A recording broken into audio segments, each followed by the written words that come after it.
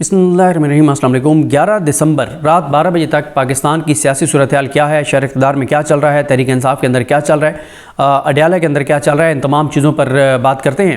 اور خاص طور پہ اب سے کوئی 6-8 گھنٹے پہلے ٹی وی چینلز پر ایک خبر چلوائی گئی، میں دوبارہ یہ کہہ رہا ہوں چلوائی گئی، چلی نہیں چلوائی گئی، اور خبر یہ چلوائی گئی کہ تحریک انصاف کا حکومت سے رابطہ، اور تحریک انصاف نے مذاکرات کرنے کے لیے حکومت سے رابطہ کیا ہے اور حکومت نے اس کا مثبت جواب دیا ہے۔ 6-8 گھنٹے ہو گئے ہیں اس خبر کو ٹی وی چینلز پر چلتے ہوئے چلواتے ہوئے، لیکن تحریک انصاف نے کوئی اس کی تردید نہیں کی۔ تحریک انصاف نے یہ نہیں بتایا کہ ہم نے کوئی رابطہ نہیں کیا، بلکہ یہ خبر غلط ہے، سوائے اس کے کہ میں نے جتنے پروگرامز دیکھے، سوائے رؤوف حسن صاحب کے، وسیم بادامی صاحب کے پروگرام میں کسی نے کیٹیگوریکل یہ بات نہیں کی کہ نہیں ہم نے تو کوئی رابطہ نہیں کیا، ہمیں تو کوئی ضرورت نہیں ہے، ہم تو کوئی ان سے مذاکرات کی بھیک نہیں مانگ رہے۔ تحریک انصاف کے لوگ، آپ اسمبلی میں ان کے بیانات دیکھ لیں، آپ ان کے اسمبلی میں نہیں سینٹ میں ان کے بیانات دیکھ لیں ان کے لوگوں کے، آپ عمر ایوب صاحب کا بیان دیکھ لیں کہ انسان کیا فرشتوں سے بات کرنے کے لیے تیار ہے اور لیٹے پڑے ہیں حکومت کے آگے کہ جناب ہم آپ سے بات کرنے کے لیے تیار ہیں، اللہ کا واسطہ ہم سے بات کر لو۔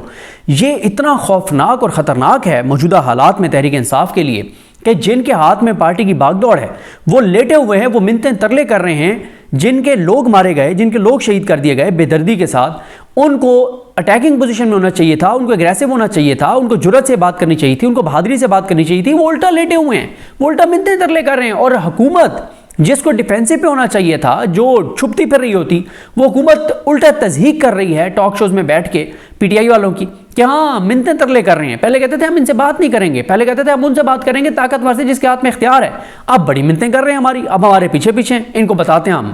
تو یہ ہے اس وقت حالات، مذاکرات کی اندرونی کہانی، کوئی مذاکرات نہیں ہو رہے، کوئی بات چیت نہیں ہو رہی، سب آنکھوں کا دھوکہ ہے۔ اور حکومت بہت کانفیڈنٹ ہے کیونکہ حکومت یہ سمجھتی ہے کہ انہوں نے 26 کو طاقت کے ساتھ کچل دیا ہے، عوام کو، عوامی رائے کو انہوں نے کچل دیا ہے اور انہوں نے شکست دے دی ہے۔ اور ان کو حکومت کے کانفیڈنس کی وجہ یہ ہے، انہیں پتہ ہے کہ پی ٹی آئی کی جو فیصلہ ساز ہیں 5 لوگ اس وقت باہر، وہ 5 کے 5 کمپرومائز ہیں، وہ 5 کے 5 لیٹے ہوئے ہیں، وہ منتیں ترلے کر رہے ہیں حکومت کی۔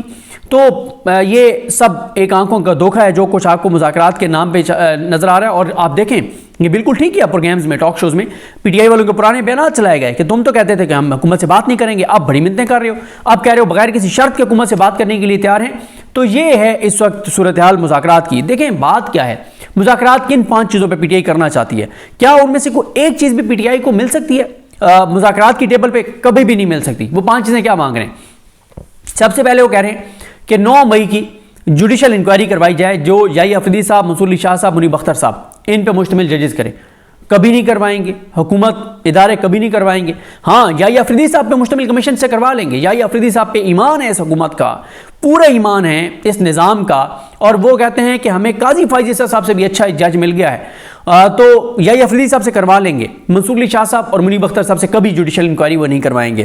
پھر دوسرا کیا ہے کہ جناب آپ 26 نومبر کے واقعات پہ جوڈیشل انکوائری کروا لیں، کبھی نہیں کروائیں گے، تو یہ دونوں تو آپ سائڈ پہ کر دینا۔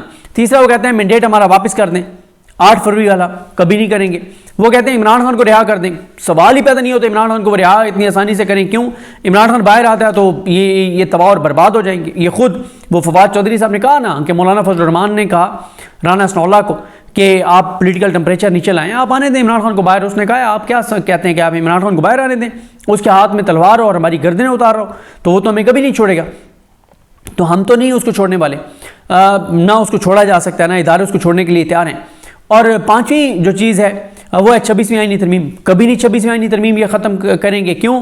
کیونکہ 26ویں آئینی ترمیم کے تحت تو یحییٰ افریدی صاحب چیف جسٹس پاکستان نہیں رہیں گے، اور اس وقت قاضی فائز عیسیٰ کے بعد اس نظام کے گارنٹر جو ہیں وہ یحییٰ افریدی صاحب ہیں، تو کبھی نہیں یہ یحییٰ افریدی صاحب کو جانے دیں گے۔ یہ تو 27ویں آئینی ترمیم لے کر آ رہے ہیں، یہ تو مخصوص نشستیں جو ہمارے دوست فہیم اختر صاحب کی خبر ہے کہ مخصوص نشستیں آپ حکومتی جماعتوں کو دینے جا رہے ہیں، اور اس کے تحت 2/3 میجورٹی مکمل ہو جائے گی، اور اس کے تحت یعنی مولانا کی بھی ضرورت نہیں پڑے گی، 2/3 میجورٹی مکمل ہو جائے گی، اور 2/3 میجورٹی کے تحت 27ویں آئینی ترمیم یہ لا رہے ہیں، اور اس میں یہ یحییٰ افریدی صاحب کا 3 سال سے وہ قدم ختم کر رہے ہیں کہ جو بھی چیف جسٹس پاکستان بنے گا وہ 3 سال کے لیے رہے گا. اب یہ کر رہے ہیں کہ وہ 65 سال کی عمر تک رہے گا.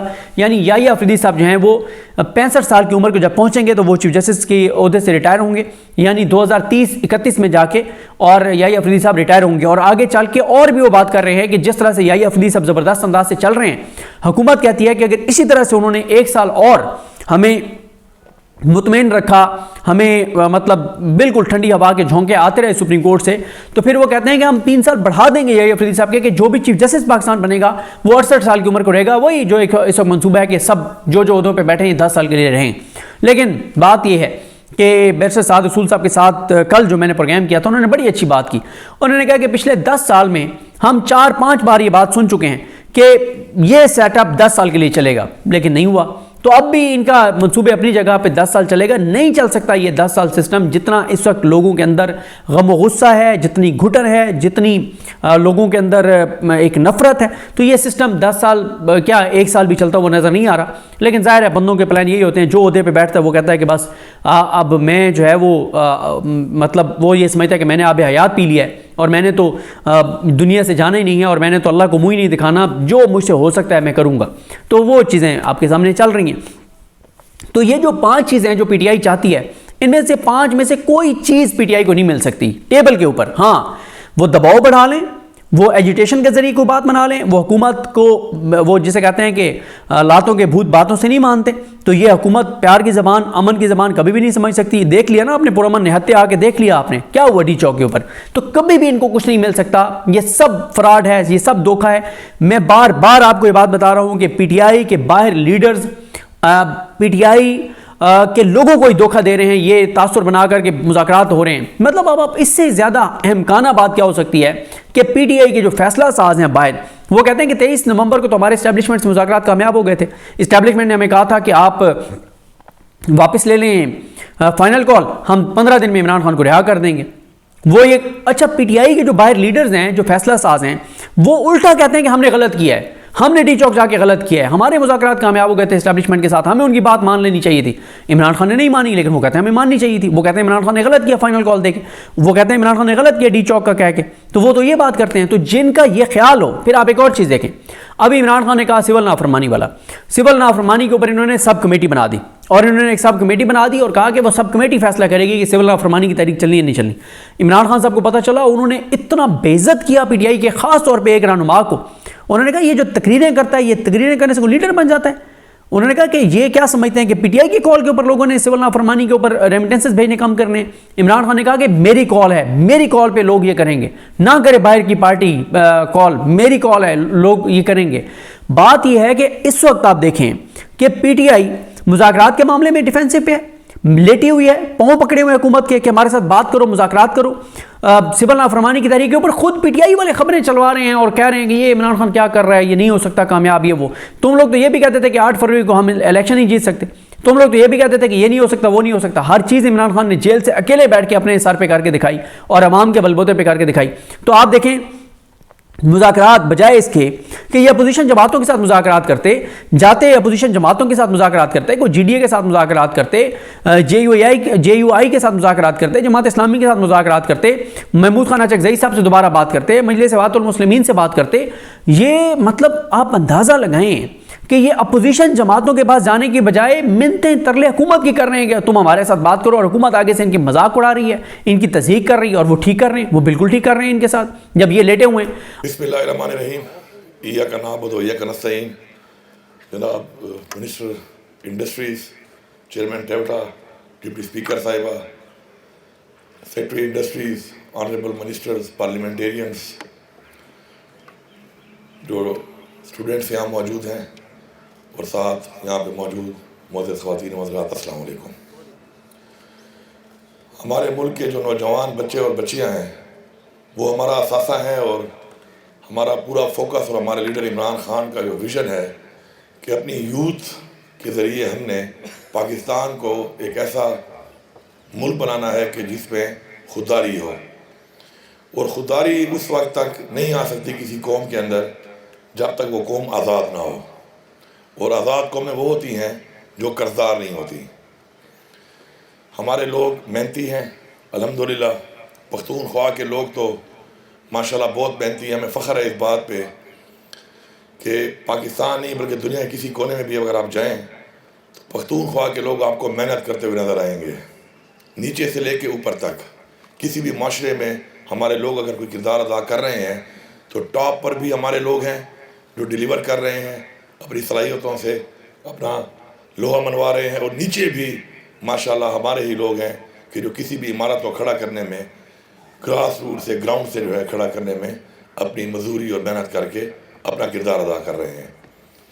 تعلیم جس طرح ضروری ہے اسی طرح ٹیکنیکل ایجوکیشن بھی بہت ضروری ہے.